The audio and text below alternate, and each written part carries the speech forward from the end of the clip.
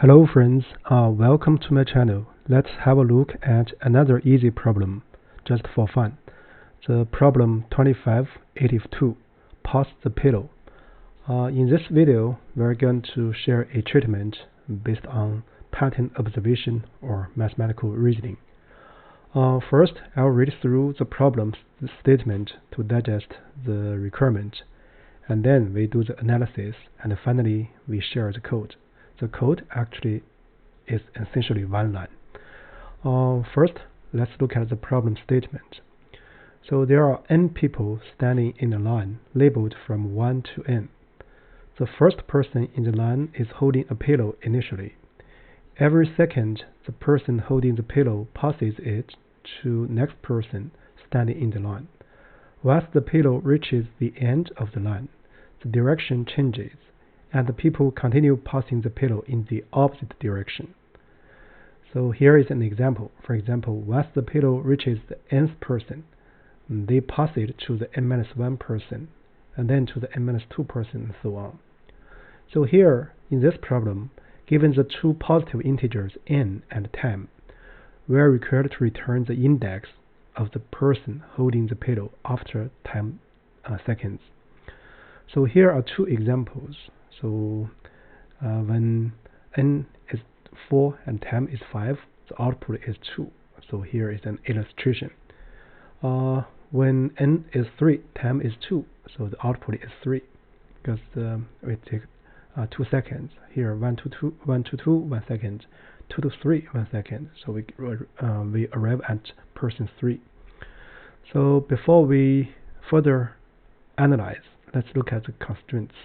First, n is bounded above by 1000, so that's actually not very essential here. So as long as it's opening, so it's reasonable numbers, so the problem can be easily solved. Secondly, time is bounded below by 1. So here the lower bound is important in this problem, I would say. So with that said, let's look at the treatment. So here we are going to use some simple mathematical reasoning or elementary math. So we're going to use example 1 and the example to do a walkthrough. So in example 1, n is 4 and time is 5. So first, we can observe that there are n-1 spacings among n people, right? So for example, so we have 1, 2, there's a spacing. 2 and 3, there's spacing. 3 and 4 is spacing. Therefore, one usage, uses n-1 seconds from person 1 to person n. Then another n-1 seconds from person n to person 1. And therefore, if time is an integer multiple of n-1 times 2, so this is the number of spacings back and forth. So we always return to the original position, that is person 1. So this is an important observation. Second, with the above observation, therefore only time modulo this n-1 times 2 plays an effect, right? So actually we can update the time to be this number. That's the main observation or key point. So now let's come back to example 1.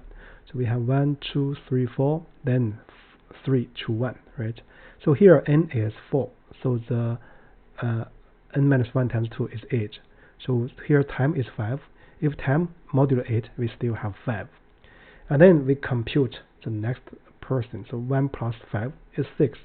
But we have 4 people in total. So this is the 4. Then 5, and we're going to decrement by 1. And then 2 decrement by 1 from 4. Right? We have 2. So this number is actually very easy to get. Right?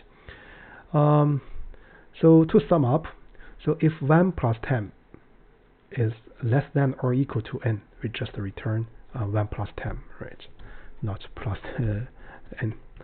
And then if 1 plus 10 is larger than n, so this is the how much 1 plus 10 1 plus 10 is larger than n. Then we need to do the decrement. This is where the person index. So this is the overall procedure. So with that said, I hope that you have digested the pattern, right? and then we just write the code. So essentially we can write the code with one line, but let's write with some detail. So modulo, this is the modulo constant, so this will be n minus 1 times 2. Then we're going to update the time to be, say, time modulo modulo, right?